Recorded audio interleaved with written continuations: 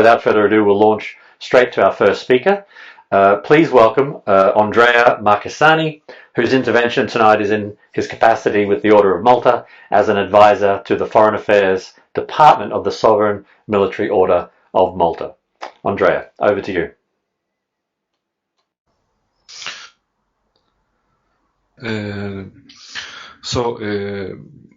As you said, what we see and what is happening, and what is happening with the COVID crisis that exacerbated all this huge war that is the internet, and the migrants and refugees section of the OLC a few years ago published the pastoral orientations on human trafficking after a process of listening to local churches and to Catholic organizations and partners on this specific issue. And it would be my pleasure tonight to transfer these pastoral orientations on general human trafficking, on the human trafficking in the digital world, and the role of technology. So I would like to start to quote the Pope in his last encyclical, Fratelli Tutti. At the point 24, he mentioned clearly the using of modern means of communication to lure young men and women in the human trafficking networks.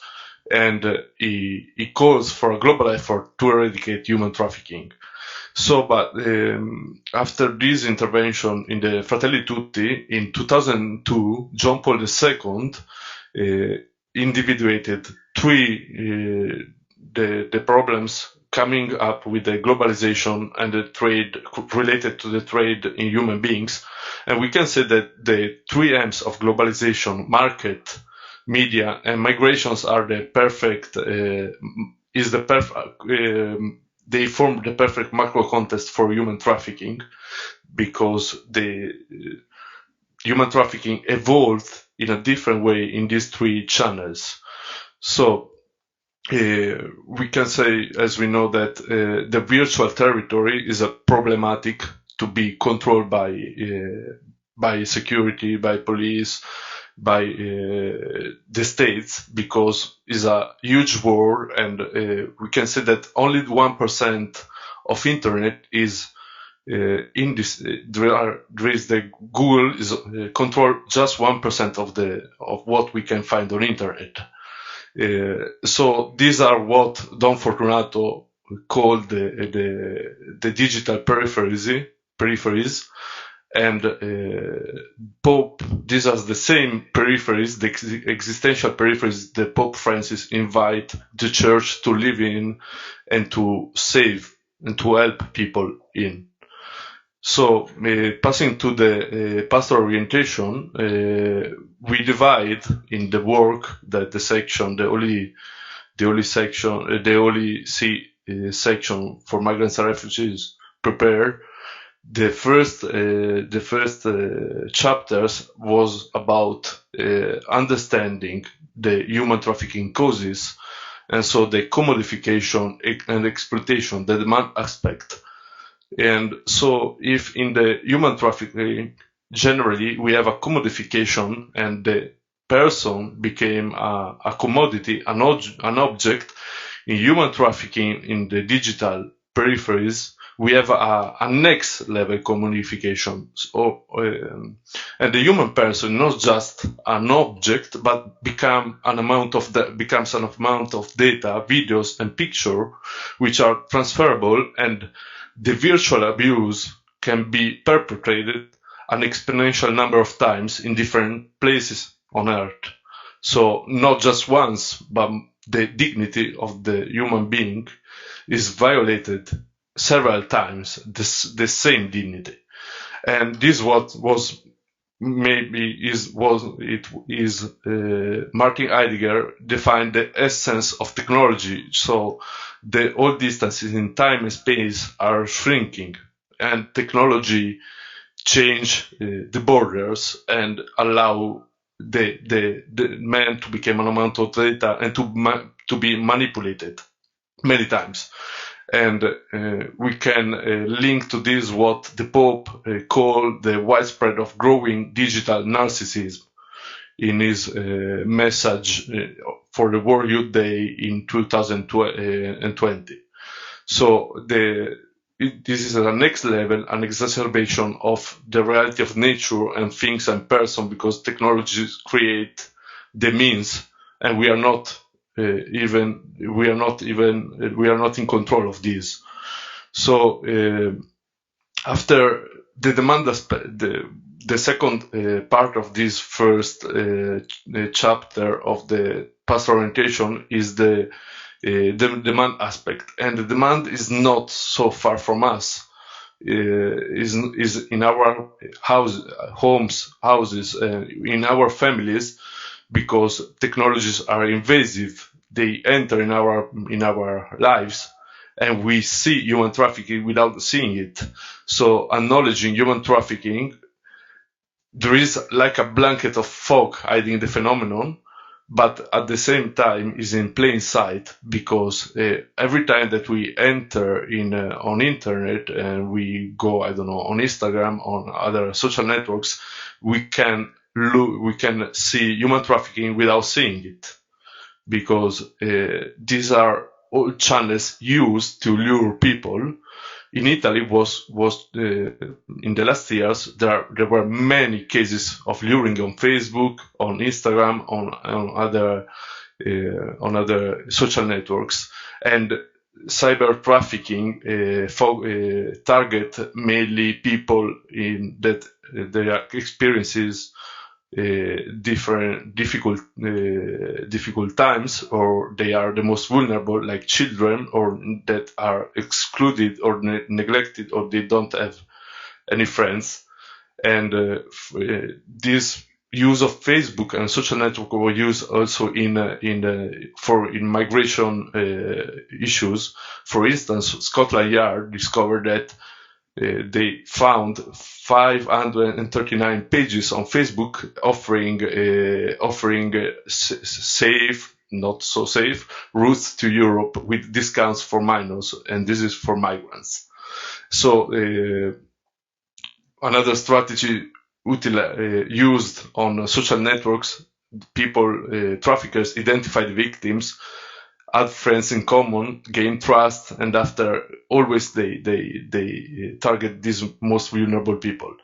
Another chapter could be that is very near, that is in our homes, that is around us, is the pornography. Pornography, there is a normalization, a cultural normalization of pornography, but in pornography, the position of the Catholic Church, that is already human trafficking even without coercion, because it damaged and destroyed the dignity of human being that becomes a mere object of pleasure for others, for third parties, for many times. And also in this world, the most searched term on these pornography portals are usually youth and teens categories, and in that case we have human trafficking as well for international protocols, not only for the Catholic Church, and many times the borders between pornography and coercion and prostitution are very thin. There are many cases exposed of pornography industries and producers that they coerce their actors to be prostitutes as well. So the sexual searches on internet, 4 millions of these web searches look for youth categories, to keep in mind. But also adults can be lured in this world, and is very difficult to escape this. So for the the dynamics, this is the second. I will not talk about dark web and deep web because are very big words, and I think maybe Don Fortunato later will focus more on this. But it is a huge war of websites, of spaces, and sharing file platforms where are not even control checked, and they cannot be supervised by police force. Maybe from stakeholders, web stakeholder, yes, but it's very difficult.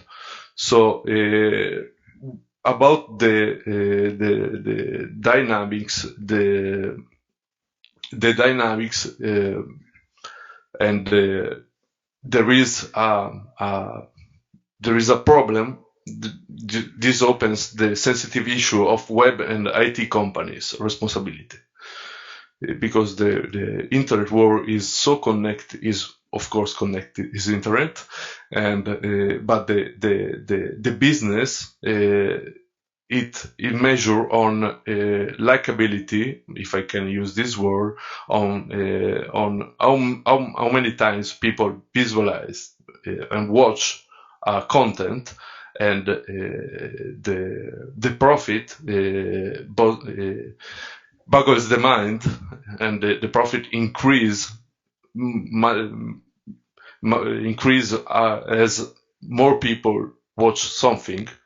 So there is no interest for providers to eradicate. I don't want to be sensationalist, to eradicate and to eliminate the contents.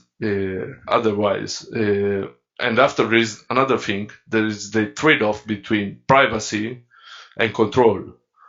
And this is another controversial issue, and algorithms. We saw that algorithms many times eat and ban illicit activities while searching for illicit activities. We can see that as well in the normal life of social networks. So another we can say that all the profits should be asked for accountability for and supervision of contents. I would like to for a while to focus as well on migrants and technology. So human trafficking is migrants entering human trafficking because there are offers of fake jobs, safe passages on migratory routes, and the problem is to track. It's very difficult to track money, circulation, because there are systems of circulating money without any control on internet. What we can do, because the last chapter of the pastoral orientation is responding to human trafficking, and the first is education and parental control, I would say, and culture against this self-serving narcissism and this primacy given only to technology, on appearance, and cast for image that we can see today on internet.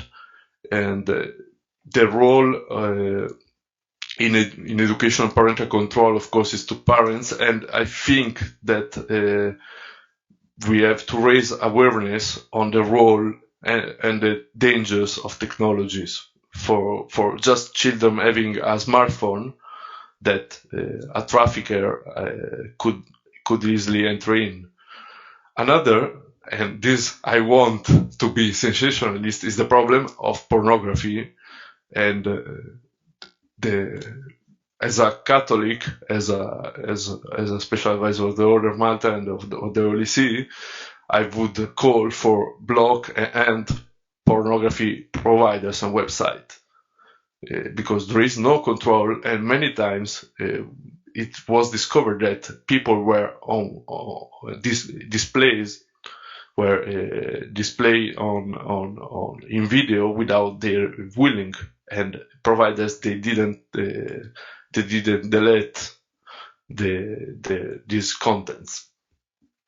And the third thing is to call for web giants' responsibility and accountability. This is very difficult, and I cannot go further in this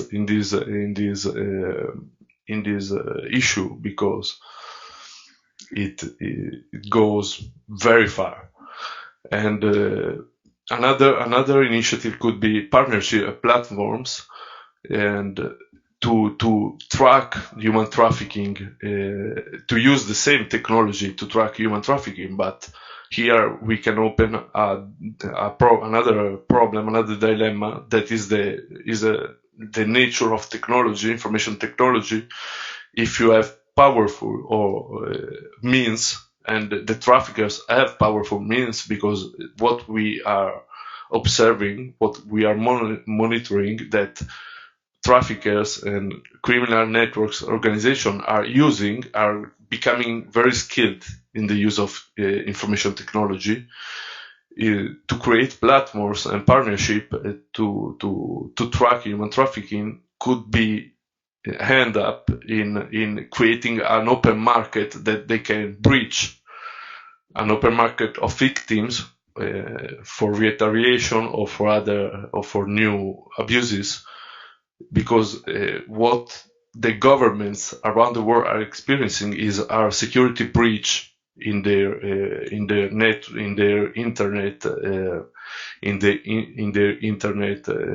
securities networks and architectures structures. So the Catholic Church of course will support technological and legal cooperation, but we have to be very careful, and is still a no man's land, the creation of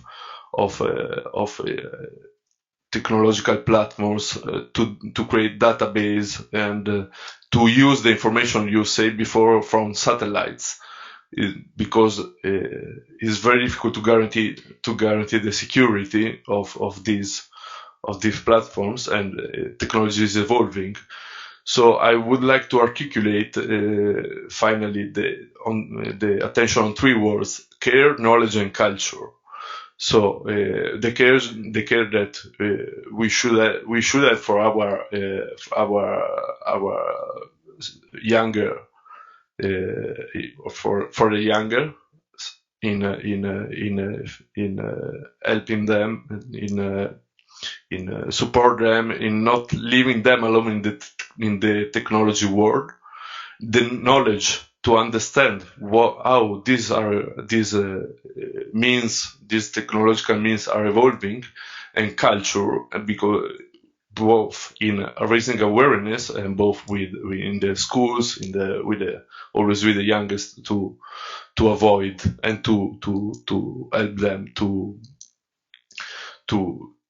to escape these dangers that are for everyone is on the web.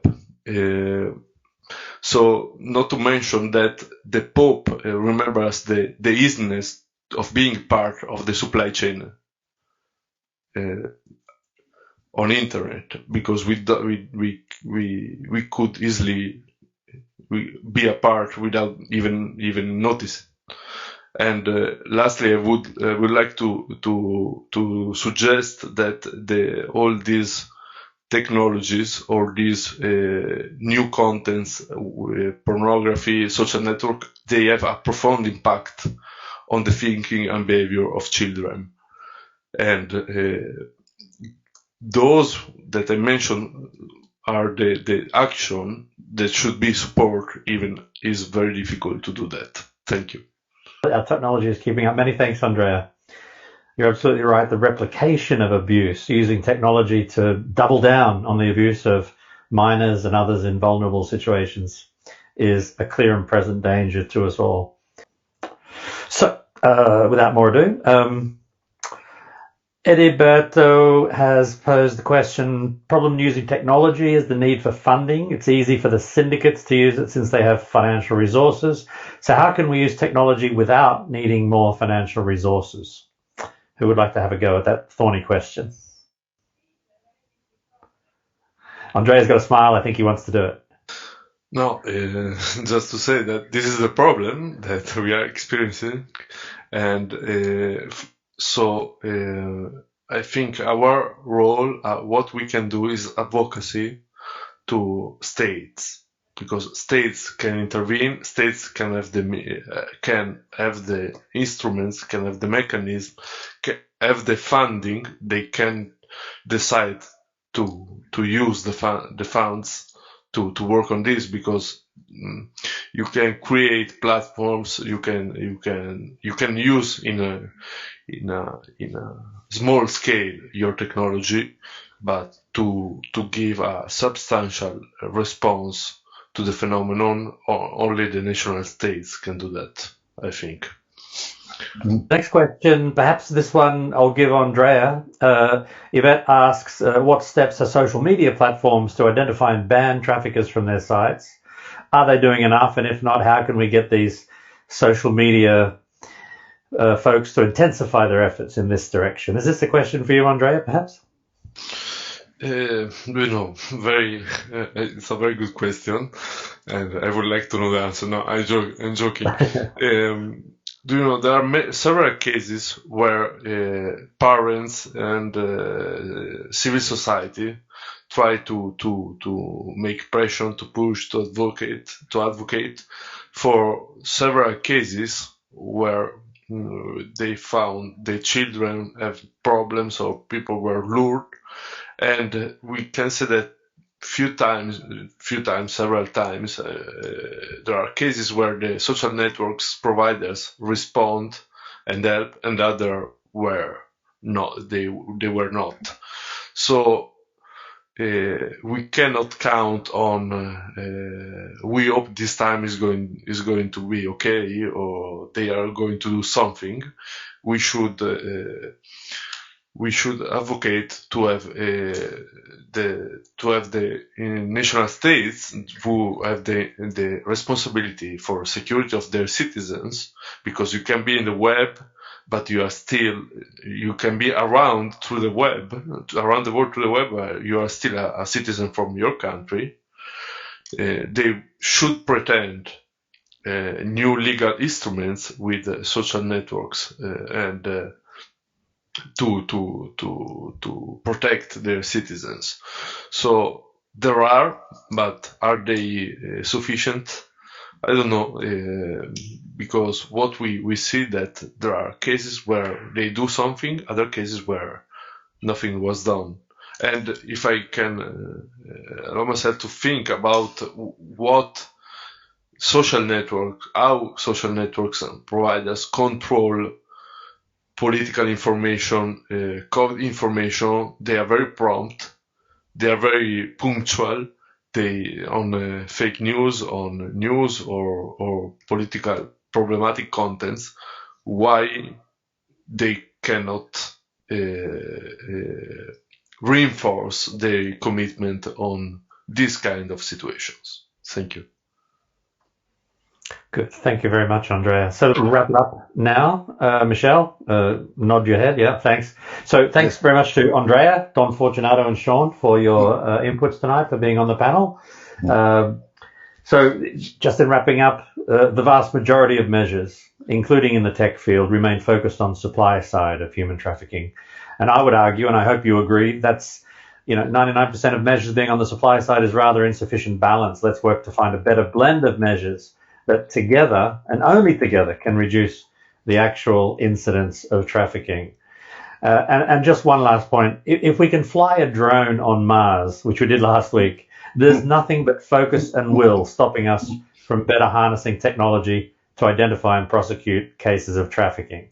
And let me, on that point, cross to Michel for his closing.